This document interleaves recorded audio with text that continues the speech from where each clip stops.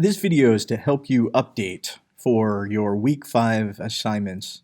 Now, Google always likes to update their services, and they don't necessarily let North Tier instructors, facilitators like me know. So we end up finding out when you all experience technical difficulties. So hopefully this will help. When you launch into Google Earth online or earth.google.com, this is definitely the best way to utilize this source. Over the years that we've been teaching this class, the online version was not great, but now it is so much better. Very few people are actually downloading the software. One of the things you'll notice based on the videos that you're watching is there are no longer bookmarks.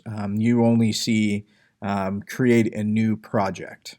And so that's going to be what you're going to need to do in order to complete week 5 activities.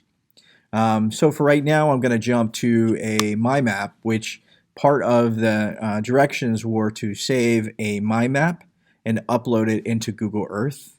So right now, here's an example of a amusement park map that was created by someone in a past class. Now from here, you can find where you can download your MyMaps file as a KML file. Some of you are indicating, or I saw a few people mentioning KMZ, and that might be in some of the older videos. The KMZ used to be the file format that we were using, but now you'll notice you probably won't see KMZ anywhere inside MyMaps. It's more of a function of Google Earth in the past. So I'm going to download the KML file, and you'll notice that you have to make some choices here. You want to export only as a KML. The KMZ may not work, but you can try both. I found success with just updating it, exporting it as KML. You can also keep it up to date, but you'll notice that in order to do that, your map would have to be completely public, and so I would definitely leave that off, especially because you're just trying this out for the first time. So I'm going to click on OK, and it's going to save that local file. So right here, you'll see that the bookmark icon is gone, and so now you kind of have the project menu now. And right now, you could create a new one, create a new project if you're interacting with your Google Earth. You're putting points, place markers somewhere on there. For right now, I'm going to actually open and I'm going to import the KML file that I downloaded to my computer. And that was called Amusement Park, so I'm going to pull it in really quickly.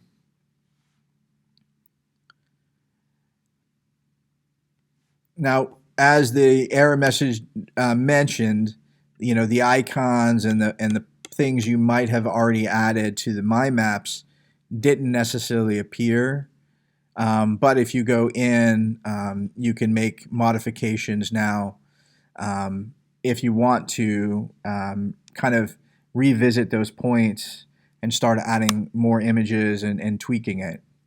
The hope of this assignment was really more just to show you the differences between the two, and you'll know your students better than, better than anyone, to know that maybe some maps, they might be more motivated to look at it from a Google Earth perspective, especially this amusement park one, since it goes down the East Coast. It is kind of nice to see it on a globe.